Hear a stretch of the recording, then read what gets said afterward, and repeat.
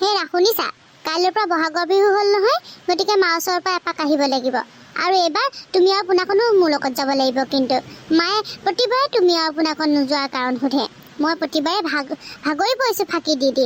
এইবাৰ কিন্তু নোৱাৰোঁ আৰু দেই, তুমি যাব লাগিব আৰু পোনাকণকো লগত লৈ ওলাবা। আৰু বিহু যেতিয়া মালে ভাল কিবা এটা লৈও যাব লাগিব, হয়নে বাৰু? তুমি এইবোৰ কি কথা কৈছা? মই আকৌ কিয় যাম তোমাৰ মাৰ ঘৰলৈ? মই যাব নোৱাৰোঁ দেই, আৰু মই পোনাকণকো নিব নোৱাৰোঁ সেই কুকুত গাঁওখনলৈ। মই মোৰ মাৰ ঘৰলৈ যাম আকৌ। যোৱা 3 দিন ধৰি পেলাই মই মাৰ ঘৰলৈ যোৱা নাই, আৰু বিহু বুলি মাৰ ঘৰলৈ যাবই লাগিব দিয়াচোন। আৰু এটা কথা, তুমি তোমাৰ মালৈ চাদৰ এখন দিলেও হ'ব দিয়া, আৰু বেলেগ একো নিব নালাগে। হ'ব দিয়া, চাদৰ এখনকে নিম বাৰু।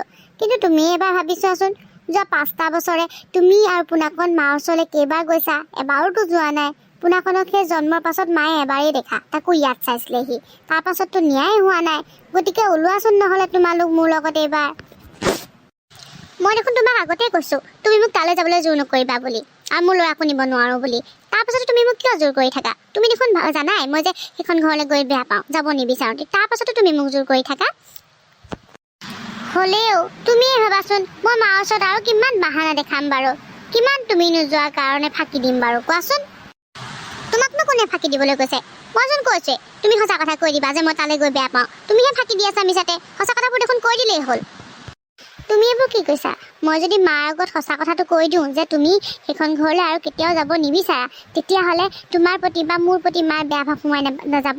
আৰু তেতিয়া যদি বেয়া ভাৱ সোমাই যায়, তেতিয়া মায়ে মাৰ ভাগত মাটি সম্পত্তিবোৰ মোৰ নামত লিখি দিব জানো? ৰ'বা, এবাৰ মাটি সম্পত্তিবোৰ মোৰ নামলৈ আহি লওক, তাৰপিছত মাক বৃদ্ধাশ্ৰমত থ'ম, আৰু সেই মাটি সম্পত্তিবোৰ বিকি পেলাই আমি এটা ডাঙৰ ফ্লেট কিনিম। তুমি কথাবোৰ বুজিয়ে নোপোৱা অ'? জানো পাই, তুমি এইবোৰ কি কৰিব বিচাৰিছা? তুমি যি ভাল দেখা তাকে কৰা, মনৰ পচন্দৰ মতে কৰা। কিন্তু মোক এইবোৰৰ মাজত নোসোমোৱাবা দেই। মোক কিন্তু তোমালোকৰ ঘৰলৈ যাবলৈ জোৰ নকৰিবা, আৰু পোনাকণক নিবলৈও জোৰ নকৰিবা। আৰু এটা কথা, তুমি মোক পইচা কেইটামান সৰহকৈ দি থৈ যাব লাগিব। বিহু নহয়, গতিকে মোৰ মাৰ ঘৰলৈ বস্তু কেইটামান নিব লাগিব, উপহাৰ কেইটামান নিব লাগিব, আৰু ভাল উপহাৰেই নিব লাগিব দিয়াচোন। সেইকাৰণে তুমি মোক প্ৰায় 10,000 মান টকা দি থৈ যাবা। আৰু এটা কথা কিন্তু, তোমাৰ মালে কিন্তু চাদৰ এখনৰ বাহিৰে বেলেগ একো নিব নোৱাৰিবা, কৈ দিছোঁ কিন্তু। পাছত জানিলে কিন্তু কথা বেয়া হ'ব। হ'ব দিয়া, তুমি যিটো কাম নকৰিবলৈ কোৱা সেইটো মই কৰা কেতিয়াবা দেখিছা জানো? তোমাৰ মতেই দেখোন মই চলি থাকোঁ, আৰু তাৰ পাছতো মোৰ ওপৰত সন্দেহ কৰা। হ'ব দিয়া। আৰু এটা কথা, মোৰ ওচৰত 10,000 কেছ নহ'ব, গতিকে তুমি মোৰ ভাগৰ ATM কাৰ্ডখনকে লৈ যাবা দিয়া। হ'ব বাৰু দিয়া। তই কেতিয়া আহিলি? বাহিৰতে থিয় হৈ আছ যে? আকৌ ভিতৰত বহিয়া আকৌ। এই বেছি দেৰি হোৱা নাই এই পাইছোহিহে। ৰচোন, তোলৈ মই কিবা এটা লৈ আহিছিলোঁ, গাড়ীতে পাহৰি থৈ আহিলোঁ তাকে লৈ আহিছোঁগৈ ৰ। সেইবোৰ আনি থাকিবিগে বাৰু। এতিয়া আচোন ভিতৰলৈকে প্ৰথমতে ভিতৰত সোমাই লহি, আৰু মোক একো নালাগে। আৰু এটা কথা, পোনাকণ আৰু বোৱাৰী নাহিলে যে? কিয় নাহিলে সিহঁতি? কিনো কবি ল'ৰাটো একেবাৰে গা বেয়া সেইকাৰণে আহিব নোৱাৰিলে।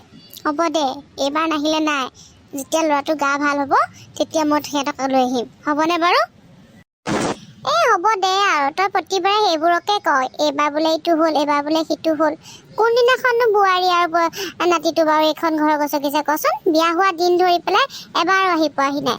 ল'ৰা জন্ম হোৱাৰ পাছত ময়ে তাক এবাৰ চাই আহিলোঁগৈ, তাৰ পাছতো তহঁতি তাক মোৰ ওচৰলৈ আনিব পৰা নাই, আৰু বা ময়ো যাব পৰা নাই। কিমান হেঁপাহেৰে মই বাট চাই থাকোঁ ল'ৰা পোৱালিটোলৈ, তহঁতি তাকো বুজি নাপাওঁ।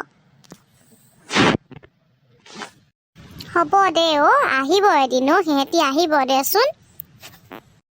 বাৰু এটা কথা কচোন, তোক যে মই মাটি কাগজবোৰ ঠিক কৰিবলৈ কৈছিলোঁ, মানে মোৰ নামলৈ অনাৰ কথা কৈছিলোঁ, তই বাৰু সেইটো কাম কিবা কৰিছনে?